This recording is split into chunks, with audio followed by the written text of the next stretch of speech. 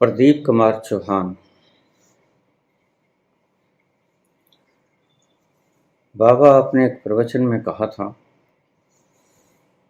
कि स्त्रियों को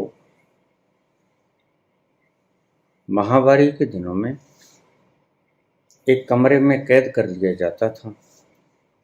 उसका कुछ और भी कारण था जो तांत्रिक था। मैं उस दिन से इंतजार में हूँ कि आप शायद बताएंगे,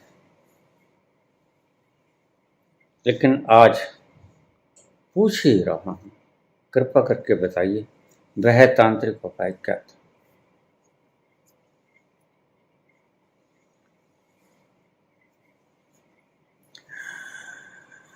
तांत्रिक उपाय तो मुझसे न पूछा करो तो ज्यादा बढ़िया है,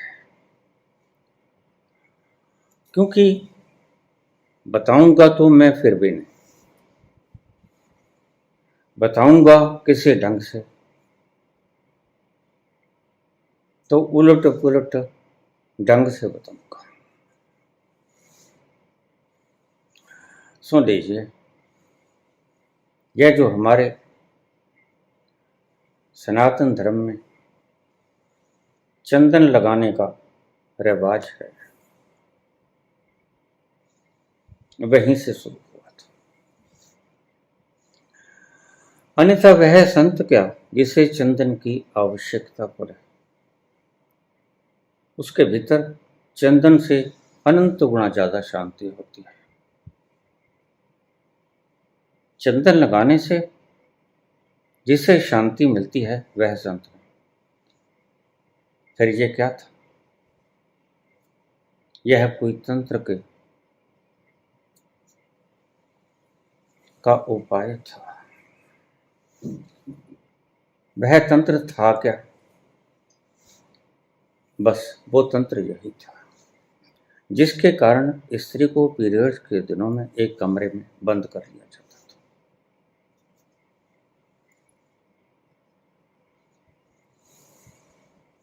अब सुनिए, लेकिन करने की चेष्टा मत करना, बता देता हूं।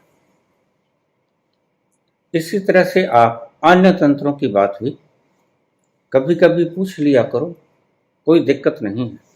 बताऊंगा आधी अधूरी, लेकिन उनके उपाय बता दूंगा। वो जो 700 सिद्धियां मैंने 3 वर्ष में की शमशान घाट में, उनमें सभी कुछ यही था, कूड़ा कबाड़ा। वह जो एनलाइटनमेंट के बाद मुझे 10 वर्ष लगे, जब भी मुझे कभी होश आती तो मैं इन सिद्धियों के बारे में लिखना शुरू कर देता। चलो हम काम की बात पे आ जाएं। स्त्री अगर पीरियड्स के दिनों में पीरियड्स के खून की एक बूंद किसी की तीसरी आंख पे लगा दे, या तीसरी आंख के करीब लगा दे 2 इंच के दायरे में, तो वह व्यक्ति 72 घंटे के अंदर अंदर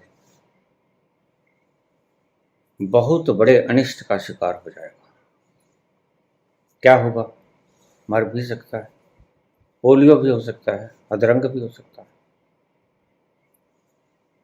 कुछ ऐसा निर्णय भी ले सकता है जिसमें कि उसका सब कामकाज, उसकी सब प्रतिष्ठा धूल धूसरित हो जाए।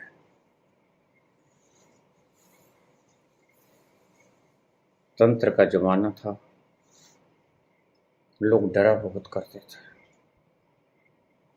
क्योंकि ऋषियों ने, जिन्होंने आज सुख साधन के उपाय खोजे, वैज्ञानिकों ने, याद रखना, उन्होंने वैज्ञानिक एटम बम भी खोजा, जो पलक झपकते ही सृष्टि का विनाश कर सकता है। दोनों चीजें खोजी गईं, लेकिन एटम बम की प्रक्रिया को हमने बहुत गुप्त रखा। सिर्फ उन्हें ही बताया गया जो व्यक्ति उसका सही इस्तेमाल कर सकते थे। स्त्री अगर पीरियड्स के दिनों में निकले हुए खून को अपने अंगूठे से लगाकर किसी के तीसरे नेत्र पर लगा दे या तीसरे नेत्र से 2 इंच के फासले पर ऊपर नीचे दाएं बाएं लगा दे, तो उस व्यक्ति को 72 घंटे के अंदर अंदर समझो उसका विनाश हो सकता है। किसी भी ढंग से हो जाए, आर्थिक हो जाए, प्रतिष्ठा का नुकसान हो जाए या जीवन का भी नुकसान हो सकता है। इसी कारण से डर से स्त्री को उन दिनों में एक कमरे में बंद कर दिया गया। विश्वास नहीं था, न जाने कब किसका दिमाग खराब हो जाए। महीने भर में लड़ाइयां होती हैं, झगड़े होते हैं, कलह कलेश होते हैं, और कौन सा विचार कब हावी हो जाए कोई पता नहीं। इस डर के कारण आज तो ये विद्या लुप्त हो गई है।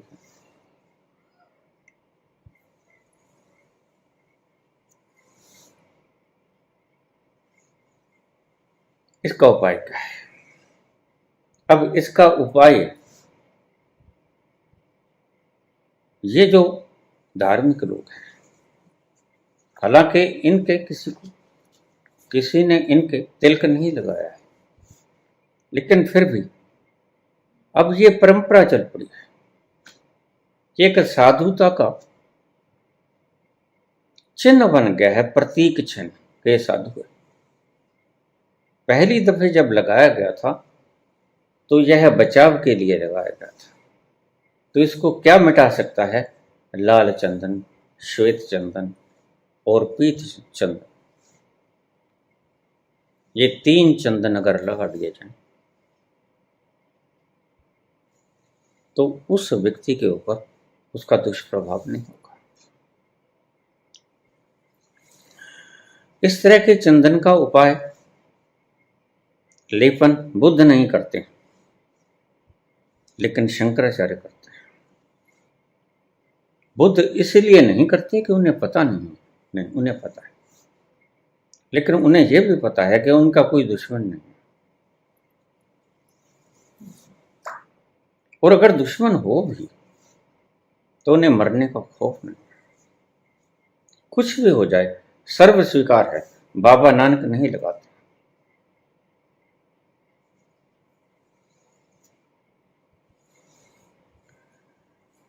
इसका उपाय है, ये 3 प्रकार के चंदन, तीनों में से कोई चंदन लगा लिया जाए।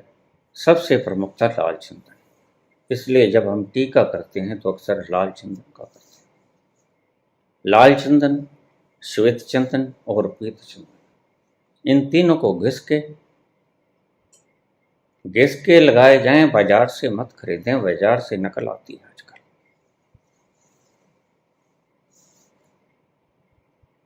तो इनको माथे पर लेपन कर लें।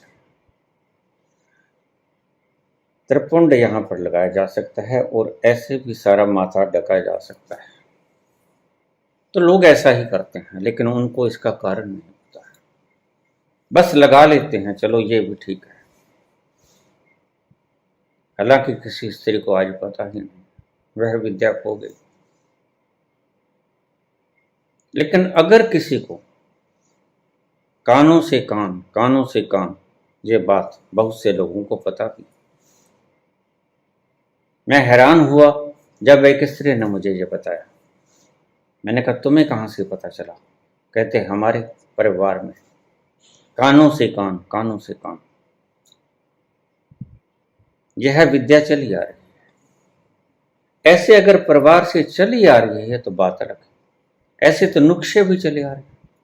बहुत से वैद्य लोग चले गए और कुछ नुस्खे दे गए अपने परिवार वालों को, ताकि इनका रोजी रोटी का साधन चलता रहे, तो बात अलग है।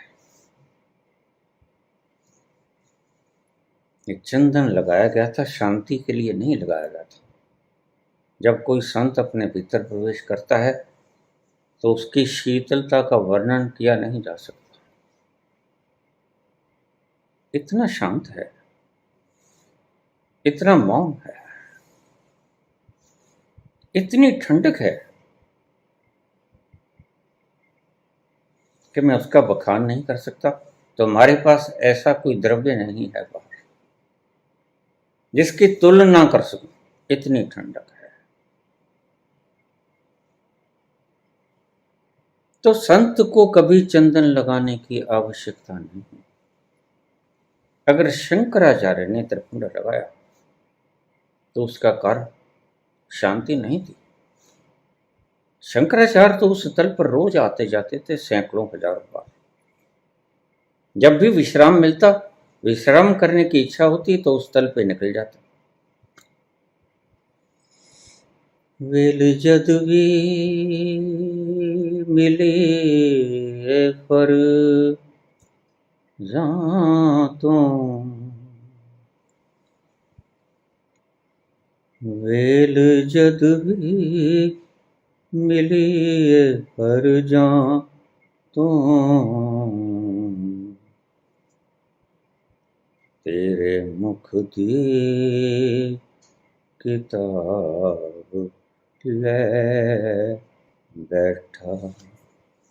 शंकराचार्यों को आप थिएटर में नहीं पाओगे। बड़े मजे की बात है। शंकराचार्यों को आप कोई खेल खेलते हुए लोगों के बीच में नहीं पाएंगे। कारण उनके भीतर एक ऐसा स्थान है, जब भी वो थक जाते हैं बाहर के कामों से, तो अपने भीतर छलांग लगा लेते हैं, गोता लगा लेते हैं, नहा लेते हैं। जिसे तीर्थ नामा जे तिस पावै, जिसे बाबा नानक कहते हैं कि उससे तीर्थ में नहा लेता हूं, अगर वो चाहे तो। जब थक जाता है आदमी बाहर के काम काज से, तो इसका उपाय जानते हैं शंकराचार्य। वह अपने भीतर कूद जाते हैं और फ्रेश होकर बाहर आ जाते हैं। वह एनर्जी का समुद्र, वह शांति का सागर।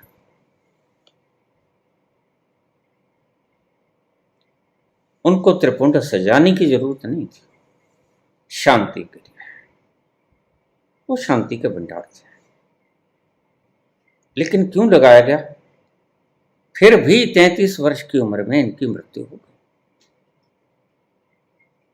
कितना बचाया, लेकिन बचाने के बावजूद भी कोई तंत्र काम कर गया। उस तंत्र के बारे में मैं कुछ नहीं बोलूंगा। बहुत से तंत्र के जानने वाले, उन्होंने बड़े कबाड़े किए, उन्होंने किसी को बख्शा है, संतों को भी नहीं बख्शा।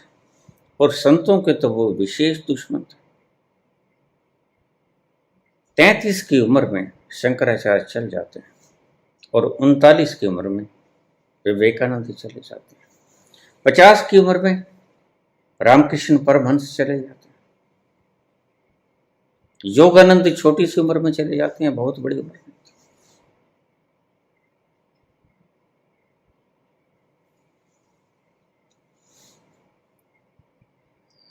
स्वामी दयानंद का कारण तो पता चल गया कि निक्की नाम के एक वैश्य ने उन्हें जहर दे दिया था, कंच। खैर पता चल गया, वो तो सीधा सा जहर था, पिला दिया गया। लेकिन इन जहरों का,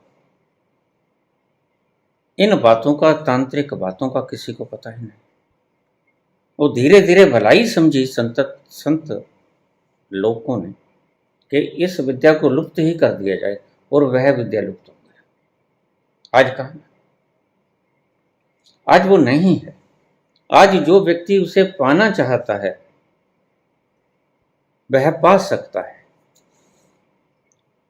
लेकिन सर्वसुलभ नहीं है। आगे तो यह सर्वसुलभ था, इसलिए आज कोई डरने की आवश्यकता नहीं। खैर, तुमने पूछा है तो मैंने बता दिया कि पीरियड्स के दिनों में अगर खून जो निकलता है उसका तिलक माथे के ऊपर लगा दिया जाए तो वह व्यक्ति 72 घंटे में दुर्घटना का शिकार हो जाएगा, समाप्त हो जाएगा उसका जीवन, आगे का जीवन खत्म हो जाएगा। इसके बचाव के लिए ये सब कुछ किया गया था। आज संतों को किसी से कोई खतरा नहीं, लेकिन त्रिपुंड लगाए बैठे, कोई पीला चंदन लगाए बैठा है, कोई श्वेत चंदन लगाए बैठा है। ढंग बिल्कुल ठीक था जैसे ये लगाते हैं। हाँ, दाढ़ी वगैरह पे लगाने की कोई जरूरत नहीं, दाढ़ी तो कंडक्टर नहीं होती, वो तो इंसुलेटेड होती है, उसके भीतर तो करंट गुजर ही नहीं सकता। यह एक पागलपन है। जो व्यक्ति दाढ़ी को पीली काली कर लेता है वह एक पागलपन है, उसका कोई साइंटिफिक कारण नहीं। लेकिन कोई सजावट के लिए लगाए तो बात अलग है। ये था कारण। इसलिए स्त्री को 7 दिन के लिए, 5 दिन के लिए, जैसी भी जिसकी व्यवस्था थी सर्कल की, उसको एक कमरे में बंद कर दिया जाता। उसको तुच्छ नहीं माना जाता था। ध्यान रखना, उससे डरा हुआ था, सारा घर डर जाता था उससे। फिर उसको एक कमरा दे देते थे कि देखो तुम विश्राम करो, खाने पीने को तुम मिल जाएगा, तुम बाहर मत आओ। डर था, पता नहीं कब दिमाग खराब हो जाए, कब किसी ने क्या बात बोली हो दिमाग में आ जाए और कर दे कल्याण। ये था कारण। ऐसा करने मत लग जाना, क्योंकि एक नुक्ता में छुपा गया हूं, उसमें जो मुख्य नुक्ता है, यह काम ना करे। एक बात और भी बता दूं, ये जो तांत्रिक लोग अपने साथ स्त्री को रखते थे, उसका भी कारण यही था कि स्त्री के पास कुछ ऐसी वस्तुएं होती हैं जिससे वो श्रृंगार कर सकती है। इसलिए स्त्री को शक्ति स्वरूपा कहा गया, विनाशकारिणी कहा गया। इसीलिए स्त्री को काली रूपा कहा गया, इसलिए श्रृंगार कारिणी कहा गया। इसलिए सवारी शेर की दी गई। वह दहाड़ेगी तो शेर जैसा दहाड़ेगी, व्यग्र क्रोधित होगी तो शंकर ही रोक पाएंगे उसे, सिर्फ, और किसी के बस के नहीं।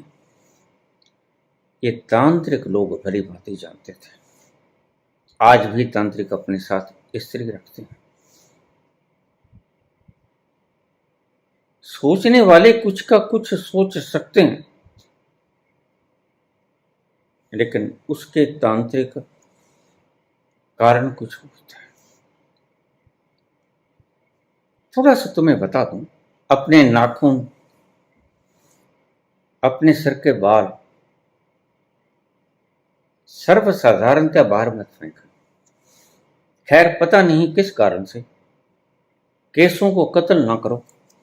सिख धर्म में यह बता दिया गया एक नियम बना के, मुझे नहीं पता क्यों, लेकिन इसका एक तांत्रिक कारण अवश्य था कि यह जो फालतू की चीजें जिनको काटने से दर्द नहीं होता हमारे शरीर में, वो क्या है? शरीर के बाल, शरीर के बाल, सिर के बाल, दाढ़ी के बाल, नाखून, इनसे तंत्र के उपाय हो सकते हैं जिनको काटने से शरीर में दर्द नहीं होता। दो ही चीजें, या नाखून या बाल। तो इनको बाहर मत फेंक देना। इनके बड़े तांत्रिक उपाय हैं और इनसे बचने का कोई उपाय भी नहीं। कौन उठा के ले गया पता नहीं।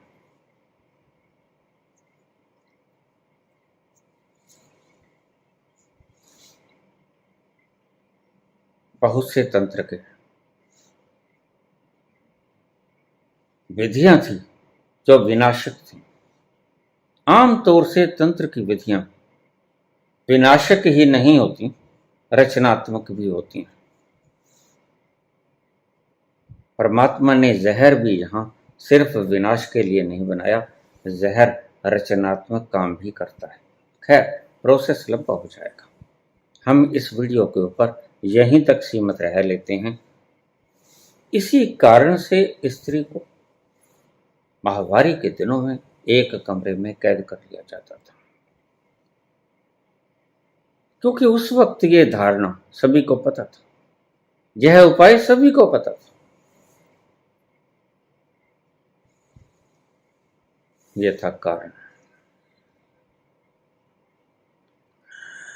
आइए श्रीमद् भागवत के चौथे अध्याय का 11वां श्लोक लें। ये यथा माम प्रपद्यन्ते तांस्तै भजाम्यहम् मम वर्तमा अनुवर्तन्ते मनुष्यः पार्थ सर्वश। हे प्रथानंदन, कृष्ण अर्जुन को अलग अलग नामों से संबोधित करते हैं। कुंती नंदन, प्रथानंदन।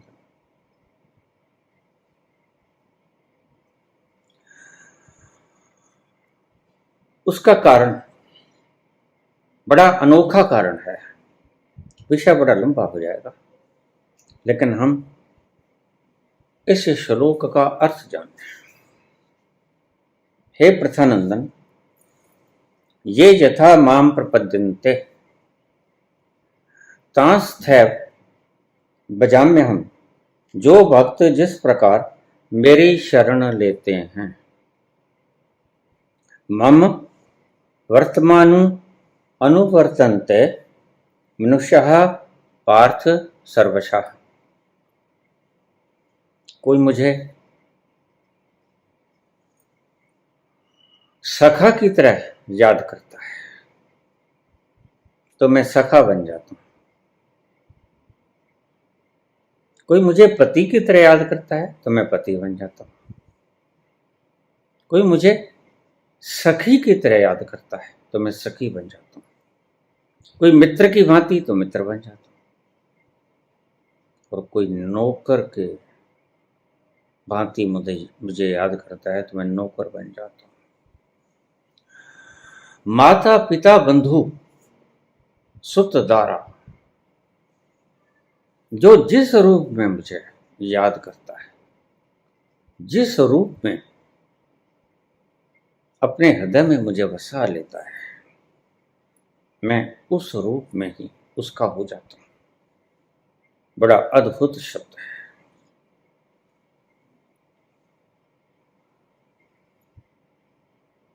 मां बाप, बंधु सखा और नौकर, सभी कुछ बन जाता हूं। मेरे एक मित्र थे, बहुत पुरानी बात है।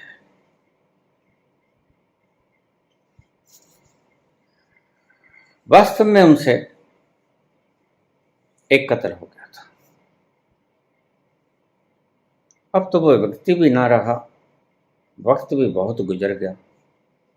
करीब 45 वर्ष पहले की बात। मुकदमा चला। तुम जानते हो न्यायालयों में क्या होता है, दोनों तरफ के वकील झूठ बोलते हैं। बस जीतना होता है, कुछ भी करके जीत जाओ। सब माफ है राजनीति में, और न्यायालय में सब माफ है, पंचायत में कुछ माफ नहीं होता।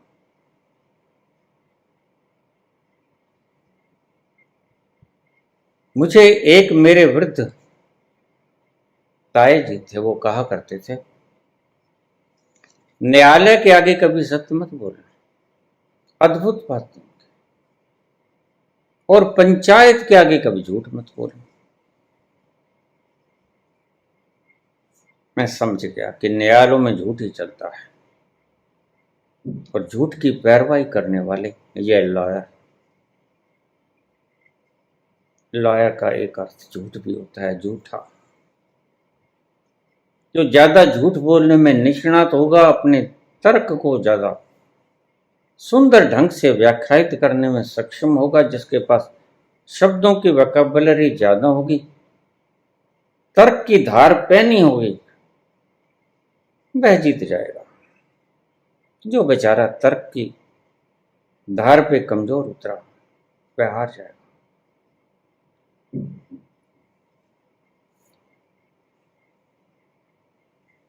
मुकदमा चला, हाई कोर्ट में मुकदमा चला, प्रमाणित हो गया। बिल्कुल लगता था सजा होगी, बहस हो ली, फैसले की तारीख मुकर्रर कर दी गई, और जिस दिन फैसला सुनाना था, वह व्यक्ति ईश्वर के ऊपर श्रद्धा पूर्वक रखता था। और श्रद्धा ऐसा नहीं कि वह कोई नाम जप करता था, नहीं, वह मौन रहता था, और ऐसा मौन कि उसके पास बैठने को दिल करता था। न जाने किस हिसाब से उससे वह काम हो गया जब मैं जानता हूं। लेकिन परमात्मा के प्रति वो इतना समर्पित था,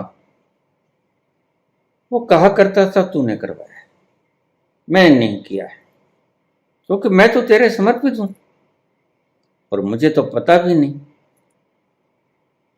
क्या बहाना बरता गया, क्या सर्कमस्टेंस आए, मुझसे ये काम हो गया, लेकिन मैंने किया।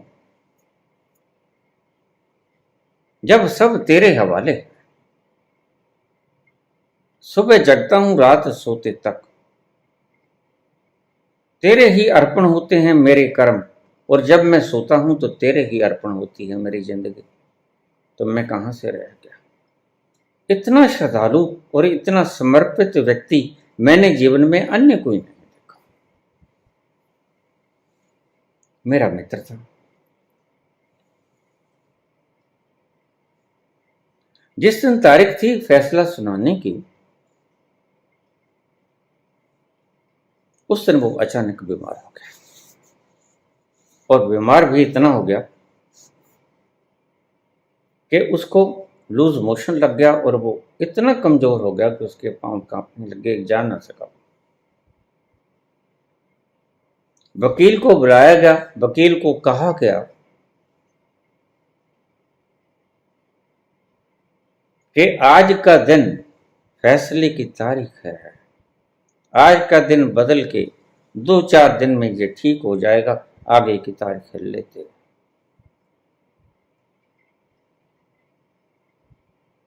वकील अपने वकालतनामे पे दस्तखत करा के चला गया, लेकिन न्यायाधीश इसको मानने को तैयार है नहीं, ये बहाना है, बिल्कुल उसको पेश होना पड़ेगा, जैसे चाहे लेके आओ, व्हील चेयर पे लेके आओ, चारपाई पे डाल के लेके आओ। उस वक्त चारपाइयां ही होती थी, उस जमाने में ये बेड वगैरह नहीं होती थी। उसको लेके आओ, किस तरह लेके आओ, उठा के लेके आओ कांधे। अब वो इतनी मुश्किल में था कि हर 5 मिनट के बाद उसे मोशन होता था कि कौन लेके आए उसको। बड़ी मुश्किल पैदा हो गई। न्यायाधीश ने जवाब दे दिया कि मैं फैसला सुना दूंगा,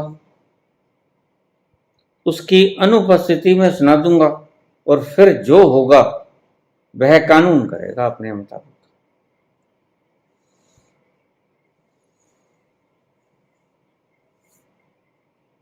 यह वार्तालाप चल ही रही थी कि वह व्यक्ति आ गया न्यायालय में। आके उसने प्रणाम किया। न्यायाधीश ने कहा कि तुम्हारे वकील झूठ बोलते हैं। वकील भी चौंका। वो तो कहते हैं तुम्हारे लूज मोशन लगे हैं, तुमसे चला नहीं जाता, पांव कांपते हैं, मुंह सूखता है, बोतलें लगी हुई हैं, और तुम तो अच्छे भले, झूठ बोलता है तुम्हारा वकील। कहता नहीं जी, मैं अच्छा भला। कोई गलती खा गए होंगे मेरे वकील साहब, हुक्म कीजिए। न्यायाधीश ने कहा कि सारे दरवाजे बंद कर दो। अपने सिपह सालार जिनके हाथों में हथियार थे चारों तरफ खड़े कर दिए गए। फैसला सुनाने लगे न्यायाधीश, और फैसले में वह व्यक्ति बाइज्जत बरी हो गया।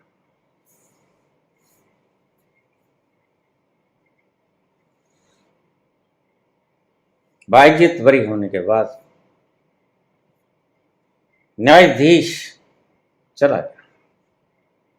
वकील की समझ में कुछ नहीं आया। अभी तक भी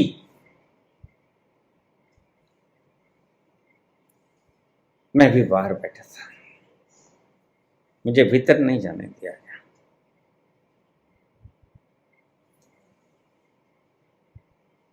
जब मुझे पता चला कि वह व्यक्ति बाइज्जत बरी हो गया है, तो मैंने उसे कहा चलो घर जाके उसको बधाई देते हैं कि वह बाइज्जत बरी हो गया। लेकिन इतने में वकील आ गया। वकील कहता कि वो खुद कैसे उठ के आ गया इतनी देर में? मैंने कहा कौन? वो तो बीमार है, उसको तो ग्लूकोज की डीएनएस की बोतल चल रही है।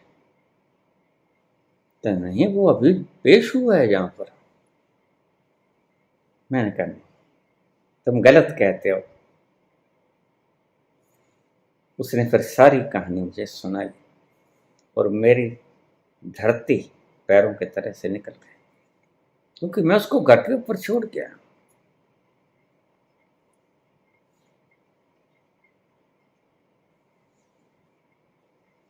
उस दिन मुझे समझ आया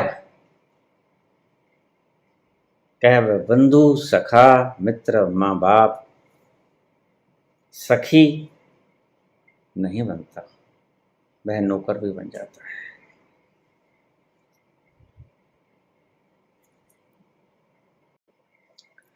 पक्का था कि फांसी की सजा होगी, लेकिन बाइज्जत बरी हो गया। साक्षात मैंने ये दृश्य अपनी नग्न आंखों से देखा।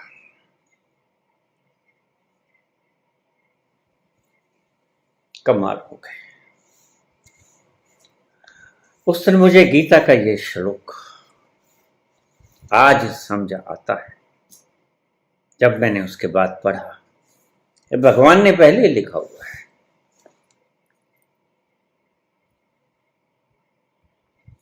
जरूरत पड़ने पर मैं माँ बाप की तरह परवरिश भी करता हूं, मित्र और भाई की तरह रक्षा भी करता हूं, स्त्री की तरह सेवा भी करता हूं, ख्याल भी रखता हूं, और सेवक की तरह मैं उसके सारे काम संवारता हूं। भाई की भुजा की तरह भुजा भी बनता हूं। ये यथा माम प्रपद्यन्ते तांस्तैव भजाम्यहम्, जो जिस भाव से मुझे अर्पित होता है, मम वर्तमा अनुवर्तन्ते मनुष्याः पार्थ सर्वशः, उसी प्रकार से मैं अनुकरण करता हूं उसका, उसकी भावना का। कितने प्यारे शब्द हैं। कृष्ण के मुख से ऐसे शब्द निकलेंगे, यकीन नहीं आता। विश्व की महान शक्ति ही ऐसे शब्द बोल सकती है। मैं नौकर भी बन जाता हूं, और मैंने साक्षात देखा कि वह नौकर बन गया।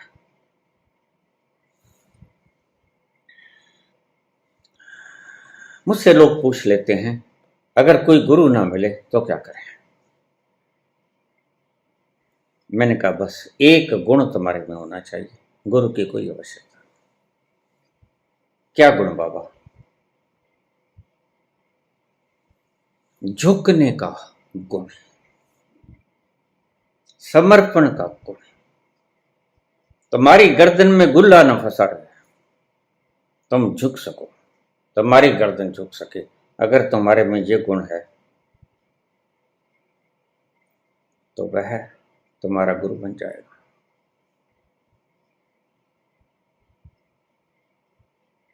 वह तुम्हारा शिष्य भी बनता है, वह तुम्हारा गुरु भी बनता है।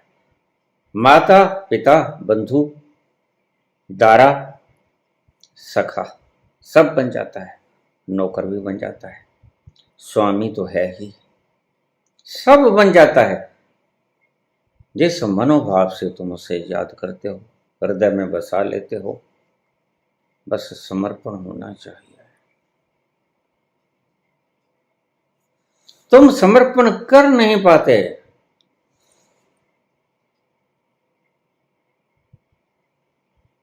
और वह तुम्हारे पास आ नहीं पाता। यह सृष्टि उसने अपने हाथों से बनाई है, वह अपनी सृष्टि से प्रेम करता है। अपनी ही बनाई हुई सृजना से कौन नफरत करेगा? मूर्तिकार से, अपनी ही बनाई हुई मूर्ति से मूर्तिकार नफरत करेगा? नहीं करेगा। वह अपनी सृजना से प्रेम करता है, उसके लिए सृजना में कुछ बुरा नहीं, और उसकी एवज में कुछ भी अच्छा नहीं। दोनों समान हैं, दोनों उसके बनाए हुए हैं। बात तो तुम्हारे समर्पण की है, तुम जान नहीं पाते।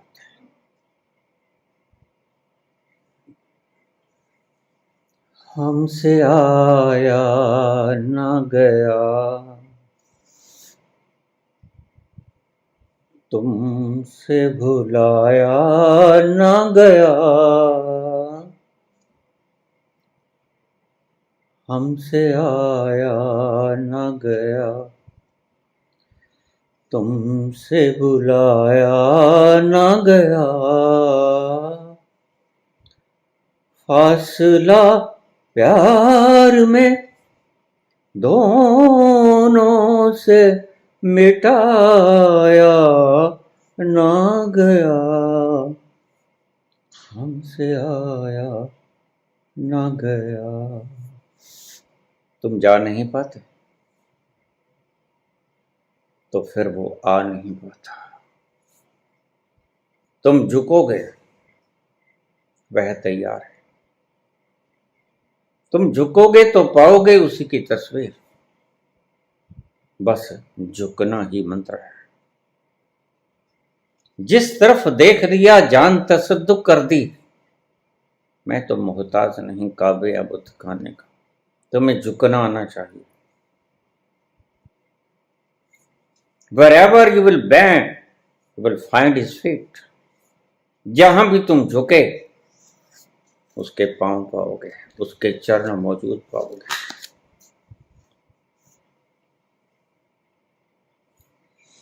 तुम्हें झुकना आना चाहिए। गुरु की तलाश मत करो, तलाशने से गुरु मिलेगा भी नहीं। गुरु होता कैसा है, उसके लक्षण क्या हैं, तुमको पता भी नहीं। इसलिए गुरु को तलाशना मत, गुरु ही तुम्हें तलाश लेगा। गुरु तुम्हें तलाश सकता है। परमात्मा की सुमरण मत करना। सब ना जिया का एक दाता, सो मैं बिसर न जाई, वह तुम्हें याद कर लेगा। कभी कभी जो सच्चे संत हैं उनको अकस्मात वो याद आता है, वो होता है स्मरण।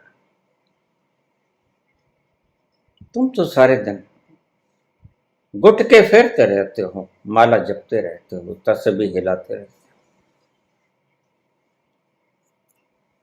माला तो कर में फिरे, जीव फिरे मुख माह, मनी राम चहु दिस फिरे, यह तो सुमरण। और तुम इसी को सुमरण कहते हो।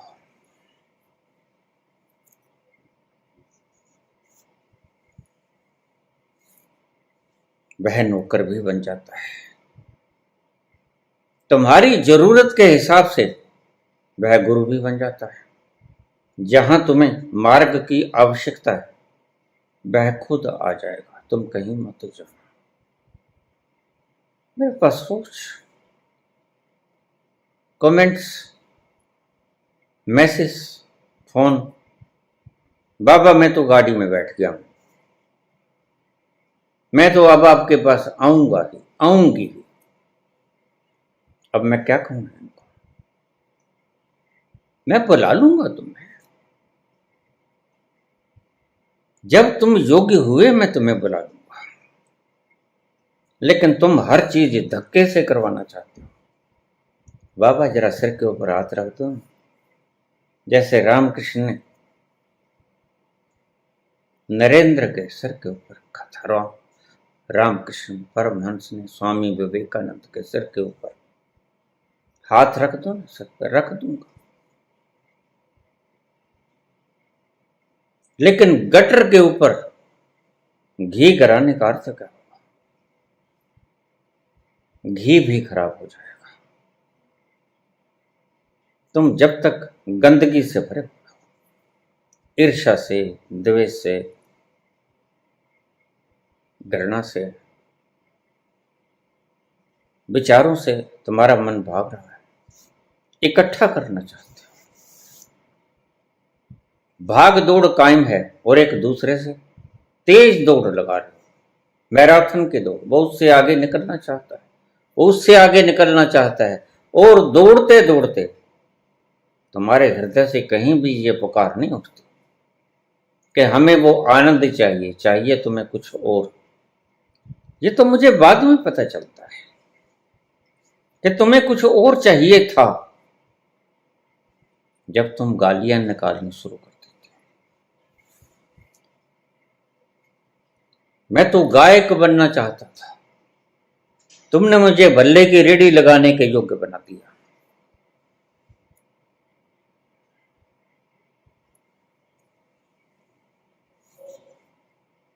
मैं तो जमीन का मालिक बनना चाहता था, तुमने मुझे केस हरवा दिया।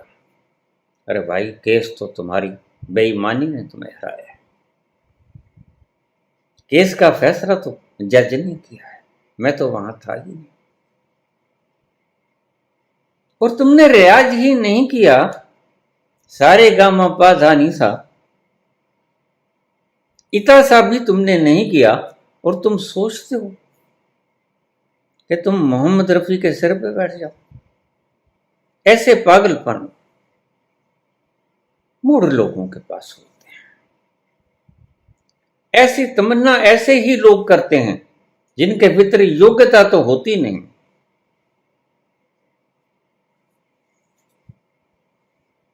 तमन्ना तुम करते हो सूरज की, और हाथ क्या लगता है? सूरज को छूने निकला था, आया हाथ अंधेरा,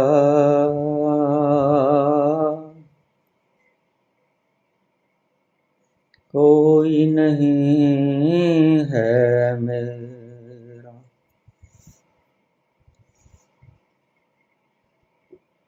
सबके रहते लगता है ऐसे, कोई नहीं है मेरा, कोई नहीं है मेरा। सूरज को छूने निकला था, आया हाथ अंधेरा, कोई नहीं है मेरा। किसी को मत ढूंढना, तुम्हारी जरूरत के हिसाब से वो है एक तत्व। अपना आकार बना लेगा। मात पिता बांधव सुत दारा, धन जन साजन सखा प्यारा। जो भी तुम्हें चाहिएगा उसका रूप वो बना के आ जाएगा। तुम्हें धन चाहिए, वो धन बन जाएगा। लेकिन बात तो समर्पण की है। तुम्हारे में समर्पण कहां है? तुम मांगते कुछ हो, दिखावा क्या करते हो? तुम्हारे भीतर क्या होता है? बन बन के आते हो ईमानदार,